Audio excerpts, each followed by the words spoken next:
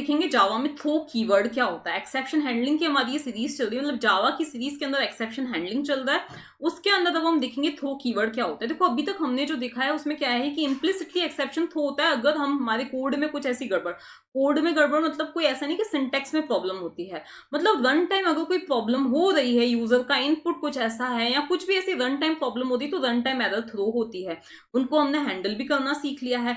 अब बात ये आती है कि अगर हम एक्सप्लिसिटली, अगर हम खुद से कोई सा एक्सेप्शन थ्रो करना चाहते हैं तो वो हम कैसे कर सकते हैं, तो उसके लिए यूज हम किसका करते हैं, थ्रो कीवर्ड का यूज करते हैं। थ्रो कीवर्ड का यूज किया जाता है एक एक्सेप्शन को एक्सप्लिसिटली थ्रो करने के लिए, ठीक है ना। तो उसके लिए हम लिखते कैसे हैं, यहां पर पहले हम लिखेंगे थ्रो और फिर हमें न्यू का यूज करना पड़ेगा और फिर जिस भी टाइप का हम एक्सेप्शन थ्रो करना चाहते हैं वो हम यहाँ पे लिखेंगे। आज के वीडियो में हम सिर्फ जो है जो बिल्ट इन एक्सेप्शन से उन्हीं को थ्रो करेंगे एक्सप्लिसिटली। फिर नेक्स्ट वीडियो में हम देखेंगे कि हम अपने खुद के एक्सेप्शंस किस तरह से बना सकते हैं। तो यहाँ पर हम जो भी एक्सेप्शन है वो लिखेंगे, उस क्लास का नाम लिखेंगे और फिर यहाँ पे हम क्या दे देंगे, डबल कोट्स में जो हम मैसेज प्रिंट करवाना चाहते हैं वो हम दे देंगे। कैसे करेंगे, तो देखो पहले हम एक प्रोग्राम की हेल्प से समझते हैं। अभी तक हमने देखो ये एक ऐसा प्रोग्राम है जिसमें हमने कोई एक्सेप्शन थ्रो किया नहीं है। सकते हैं यहाँ पे सिंपली ट्राई ब्लॉक है और ये इस ट्राई को हटा देना, ये गलती से यहाँ पे रह गया है, ठीक है। तो यहाँ पे आप देख सकते हो कि यहाँ पे हमने कोई एक्सेप्शन थ्रो नहीं किया है, यहाँ पे हमने यूजर से इनपुट लिया है जो कि आई के अंदर स्टोर हो गया और हम एक्सपेक्ट क्या कर रहे हैं, एक इंटीजर ही एक्सपेक्ट कर रहे हैं, ठीक है। मान लिया कि यूजर ने क्या किया है, आई की वैल्यू कुछ भी ए बी सी एंटर कर दी है, जब यूजर से इनपुट पूछा गया तो उसने ए बी सी एंटर कर दी, जो कि हम एक इंटीजर के अंदर क्या करवा रहे हैं, स्टोर करवा रहे हैं। तो इस पॉइंट पर रन टाइम एरर आ जाएगी जिसका नाम क्या होगा, इनपुट मिसमैच एक्सेप्शन, ठीक है ना। अब क्योंकि हमने इसको हैंडल भी नहीं किया है तो प्रोग्राम क्या हो जाएगा, टर्मिनेट हो जाएगा, ठीक है। तो ऐसा तो हम पहले ही वीडियोस में देख चुके थे कि ये किस तरह से रन टाइम एक्सेप्शन थ्रो होता है, फिर आगे क्या होता है, ठीक है। मान लिया कि यहाँ पे हमने क्या किया होता, उसी एक्सेप्शन को कैच कर लिया होता, ओके। यहाँ पे क्या हुआ है, रन टाइम एरर आई इस पॉइंट पे जब हमने आई की वैल्यू एबीसी दे दी, ठीक है। तो यहाँ पर वो एक्सेप्शन हैंडल हो चुका है, मतलब किसी ने उसको कैच कर लिया है और फिर उसके करस्पॉन्डिंग जो भी मैसेज है, इनपुट मिसमैच एरर ऐसे करके जो मैसेज है वो क्या हो जाएगा, प्रिंट हो जाएगा। और मान लिया कि इसके बाद में कोई से कोड होगा तो वो भी क्या हो जाएगा, स्मूथली एग्जीक्यूट होगा, ओके। अब हमें बात ये आती है कि हमारा वीडियो तो है कि हम खुद कैसे थ्रो कर सकते हैं, तो उसके लिए यूज किसका किया जाता है, थ्रो कीवर्ड का। हमारा जो एम है वो ये है कि हम क्या चाहते हैं, ये अभी इनकम्प्लीट है लाइन, देखो इसके बाद में यहाँ पे लिख दूंगी। जो एक्सेप्शन थ्रो हो रहा था वो कब हो रहा था, जब हम एक स्ट्रिंग एंटर कर रहे थे।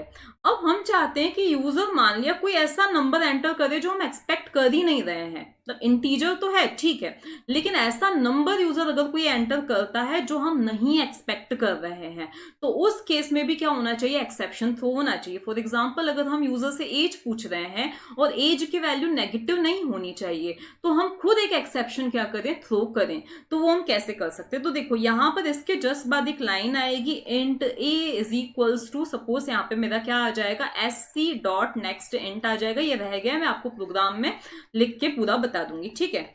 अब हम चाहते हैं कि अगर आई की जो वैल्यू है, इसी के आगे मैं लिख रही हूं, अगर आई की जो वैल्यू है वो 0 से कम है, मतलब नेगेटिव है, तो उस केस में हम खुद एक एरिथमेटिक एक्सेप्शन थ्रो करना चाहते हैं। तो यहां पर हमने क्या लिखा है, थ्रो न्यू एरिथमेटिक एक्सेप्शन, तो क्या हो जाएगा, एरिथमेटिक एक्सेप्शन थ्रो हो जाएगा, ठीक है। अब उस केस में क्या, अब ऐसा बिल्कुल भी जरूरी नहीं है कि आप एरिथमेटिक एक्सेप्शन ही थ्रो कर सकते हो, आप चाहो यहाँ पे इनपुट मिसमैच एक्सेप्शन भी थ्रो कर सकते हो, जैसा कि अभी अराइज हुआ था, तो आप चाहो तो इनपुट मिसमैच एक्सेप्शन भी थ्रो कर सकते हो। तो कुल मिला के अगर आप अपना एक्सेप्शन थ्रो करना चाहते हो, ऐसे मजाक मजाक में नहीं थ्रो करना है, क्योंकि हमें लगा कि हमारा यूजर का जो इनपुट है वो हमारे क्राइटेरिया से मैच नहीं कर रहा है, तो हमने एक एरिथमेटिक एक्सेप्शन क्या कर दिया है, यहाँ पे थ्रो कर दिया है, ठीक है। अब ये किस तरह से इसका आउटपुट आएगा, अब भी मैं आपको जस्ट प्रोग्राम में बता देती हूँ पूरा। यहाँ पे मैंने कोई मैसेज नहीं दिया है, ठीक है ना, ध्यान रखना। अब इसके आगे हम देखते हैं यहाँ पर होता क्या है। अगर हम मैसेज देते हैं, उस वाले केस में मैंने मैसेज नहीं दिया था, ठीक है, उस वाले केस में मैंने मैसेज नहीं दिया था, तो जस्ट आ जाएगा एरिथमेटिक एक्सेप्शन, ठीक है। इस वाले अब इस वाले केस में भी हम थ्रो तो कर रहे हैं एक्सेप्शन, लेकिन साथ में मैसेज भी दे रहे हैं। तो देखो जब भी कोई सा एक्सेप्शन, यहाँ पे हमने एक्सेप्शन को थ्रो किया और हमने यहाँ पे क्या लिखा है, न्यू लिखा है। न्यू से क्या होता है, एक इंस्टेंस क्रिएट होता है, ठीक है, एक ऑब्जेक्ट क्रिएट होता है एक तरह से, ठीक है। तो यहाँ पे क्या होगा, एरिथमेटिक एक्सेप्शन टाइप का एक इंस्टेंस क्रिएट होगा। अब यहाँ पे आप पैरामीटर भी भेज रहे हो, तो आपने देखा होगा जब भी हम कुछ ऐसे लिखते हैं न्यू और फिर क्लास का नाम हम यहाँ पे लिखते हैं और पैरामीटर भेजते हैं, तो एक पैरामीटराइज कंस्ट्रक्टर क्या होता है, कॉल होता है। तो यहाँ पर भी क्या है, ये arithmetic class, arithmetic exception type की जो क्लास है उसका हम क्या कर रहे हैं, इंस्टेंस क्रिएट कर रहे हैं, ठीक है, जो कि खुद एक्सेप्शन को क्या कर रही है, एक्सटेंड कर रही है। इसको बहुत ज्यादा समझने की जरूरत नहीं है, लेकिन एक थोड़ा हिंट में समझ लो। और उसका ये वाला जो कंस्ट्रक्टर है वो क्या हो जाएगा, कॉल हो जाएगा। उसका कौन सा वाला कंस्ट्रक्टर कॉल हो जाएगा, ये वाला कंस्ट्रक्टर कॉल होगा जो कि एक स्ट्रिंग एक्सेप्ट कर रहा है। तो उसकी str के अंदर ये वाली जो स्ट्रिंग है वो क्या हो जाएगी, कॉपी हो जाएगी, और वो अगेन क्या करेगा, अपने सुपर कंस्ट्रक्टर, अपनी सुपर क्लास के जो कंस्ट्रक्टर है उसको कॉल करेगा और इस स्ट्रिंग को क्या करेगा, भेजेगा, जिससे कि हम एक तरह से एक मैसेज को भेज रहे हैं। और इस मैसेज को हम e.getMessage की हेल्प से, exception.getMessage की हेल्प से क्या करवा सकते हैं, प्रिंट करवा सकते हैं। अब इन सभी चीजों को हम प्रोग्राम की हेल्प से समझते हैं, ठीक है। अब हम इस कंसेप्ट को समझते हैं प्रोग्राम की हेल्प से। देखो यहाँ पे हमसे मार्क्स पूछे गए हैं और मार्क्स हम एंटर करेंगे जो कि आई नाम के वेरिएबल में स्टोर हो जाएंगे। अब क्योंकि मार्क्स इंटीजर हैं तो वो हमें इंटीजर ही क्या करना है, एंटर करना है। अगर हम इंटीजर नहीं एंटर करते तो उस केस में क्या होगा, रन टाइम एक्सेप्शन क्या हो जाएगा, थ्रो हो जाएगा, ठीक है। अब क्योंकि हमने उसको कैच भी नहीं कर रखा है तो जो रेस्ट ऑफ द कोड है वो नहीं एग्जीक्यूट होगा और प्रोग्राम क्या हो जाएगा, टर्मिनेट हो जाएगा, ठीक है ना। अब ये चीज तो हम पहले भी समझ चुके हैं, लेकिन एक बार मैं आपको रन करके इसको बता रही हूँ कि यहाँ पर ऑटोमेटिकली क्या हो रहा है, एक्सेप्शन थ्रो हो रहा है, हम खुद नहीं थ्रो कर रहे हैं। तो यहाँ मार्क्स के बजाय मैंने सपोज ABC एंटर कर दिया, तो देखो यहाँ पर रन टाइम एरर आ चुकी है। क्या आ चुकी है, रन टाइम एरर आ चुकी है, ठीक है। अब रेस्ट ऑफ द कोड भी क्या एग्जीक्यूट नहीं हुआ है, ठीक है। अब हमें क्या करना है, यहां पे मैंने गलती से थ्रोस अरिथमेटिक एक्सेप्शन लिख दिया था, उसको हम हटा देते हैं, ठीक है। अब हमें क्या करना है, ये था कि ऑटोमेटिकली एक्सेप्शन क्या हुआ है, थ्रो हुआ है। अब हम खुद का एक्सेप्शन थ्रो करना चाहते हैं। जब स्ट्रिंग यहाँ पे हम एंटर कर दें तो उस केस में क्या हो रहा है, एक्सेप्शन थ्रो रहा है। लेकिन मैं चाहती हूँ कि अगर यूजर नेगेटिव मार्क्स भी एंटर करे, क्योंकि मार्क्स एंटर किए जा रहे हैं, या मार्क्स अगर 100 से ज्यादा हो तो उस केस में भी क्या होना चाहिए, एक्सेप्शन थ्रो होना चाहिए, ठीक है। तो हम स्टेप बाय स्टेप इस चीज को करते हैं।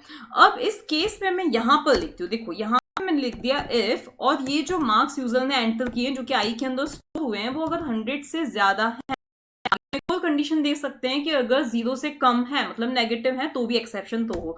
लेकिन हम एक एक करके देखते हैं। तो यहाँ पे हम क्या लिख रहे हैं, थ्रो और फिर न्यू, और हम क्या, कौन सा एक्सेप्शन थ्रो करना चाह रहे हैं, हम एरिथमेटिक एक्सेप्शन, या मान लेते हैं कि हम कौन सा एक्सेप्शन थ्रो करना चाह रहे हैं, इनपुट मिसमैच एक्सेप्शन ही थ्रो करना चाह रहे हैं, ठीक है। तो यहाँ पे मैंने लिख दिया है इनपुट मिसमैच एक्सेप्शन। दूसरी चीज जो ये है कि अभी जो एक्सेप्शन थ्रो हुआ था जब हमने स्ट्रिंग एंटर की थी, वो भी कौन सा था, इनपुट मिसमैच एक्सेप्शन ही था, ठीक है। लेकिन यहाँ जरूरी नहीं कि आप वही एक्सेप्शन दो।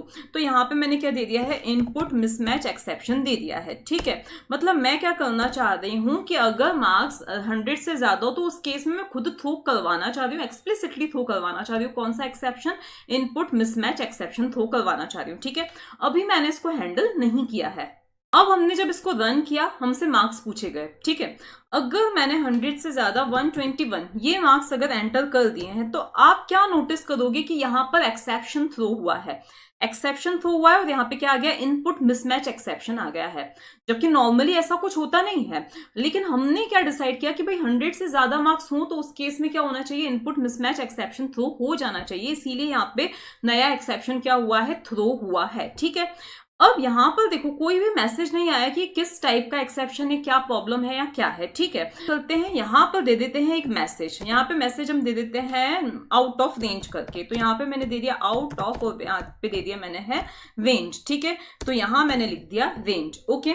यहाँ पे डबल कोट्स। अब हम इसको रन करके देखते हैं और अगेन हम मार्क्स क्या देंगे, 100 से ज्यादा देंगे, ठीक है। तो 100 से ज्यादा 121 अगेन मैंने मार्क्स दिए। इस केस में आपको दिख रहा है कि यहाँ पे मैसेज भी आ रहा है आउट ऑफ रेंज, क्योंकि अभी मैंने आपको समझा था कि किस तरह से मैसेज पास होता है। तो ये मैसेज कंस्ट्रक्टर में पास हुआ है और out of range message display हो गया है। अब मैं इसको ट्राई कैच की ब्लॉक के अंदर भी लिख सकती हूँ, क्योंकि एक्सेप्शन थ्रो हो रहा है तो हम उसको हैंडल भी कर सकते हैं। तो मान लिया मैं इस ब्लॉक को, ये वाला जो हमारा ब्लॉक है, उसको मैं ट्राई जो कोड है इसको मैं ट्राई ब्लॉक के अंदर लिखती हूँ, ठीक है। तो यहाँ पे मैंने लिया है मेरा ट्राई ब्लॉक, ओके, और यहाँ पे मैंने इसको खत्म कर दिया है।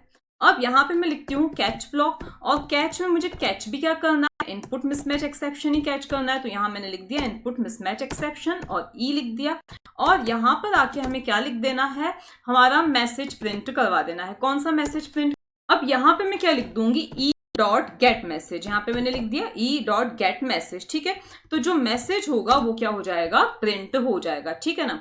तो अब मैसेज कौन सा वाला प्रिंट होगा, जो यहां से मैंने कंस्ट्रक्टर में आउट ऑफ जो रेंज है वो पास करवाया। अगर मैंने ये आउट ऑफ रेंज नहीं पास करवाया होता ना तो ये नल प्रिंट करता, ठीक है ना। तो अब इसको भी हम रन करके देखते हैं। तो देखो अब हमसे मार्क्स पूछे गए, सपोज अगेन मैंने 1 2 3 4 जो भी मार्क्स देने हैं मैंने दे दिए।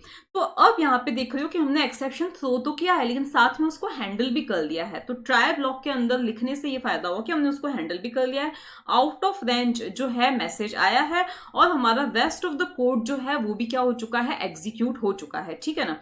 अगर हम चाहते कि हम यहाँ पे इसको मैसेज को हटा देते और ई डॉट गेट मैसेज लिखते तो क्या होता, नल प्रिंट होता।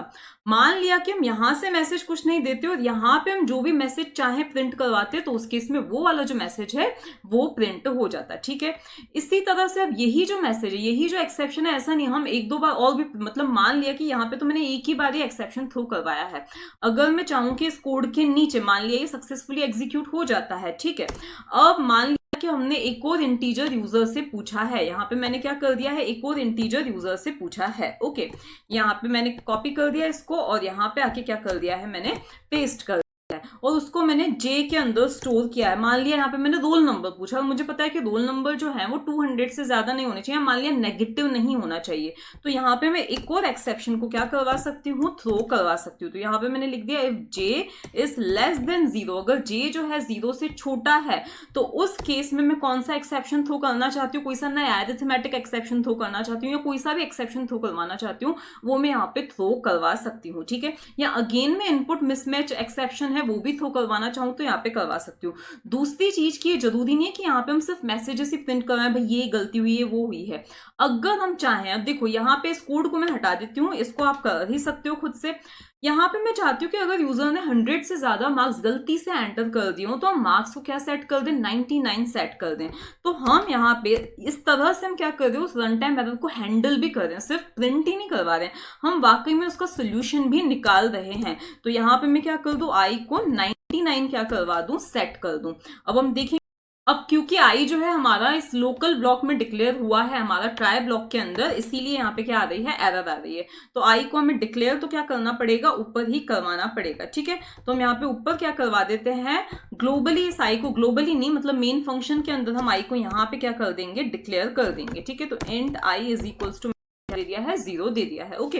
अब यहाँ पे हम चेक करवा रहे हैं, हम यहाँ पे i is equals to 99 set कर रहे हैं और इस पॉइंट पर हम i को क्या करवा देते हैं, प्रिंट करवा देते हैं। तो यहाँ पे दे दिया मैंने i इज, और फिर यहाँ पे क्या दे दिया है मैंने, प्लस, और क्या प्रिंट करवाना है, i की जो वैल्यू है वो प्रिंट करवानी है। अब हम इसको रन करके देखते हैं।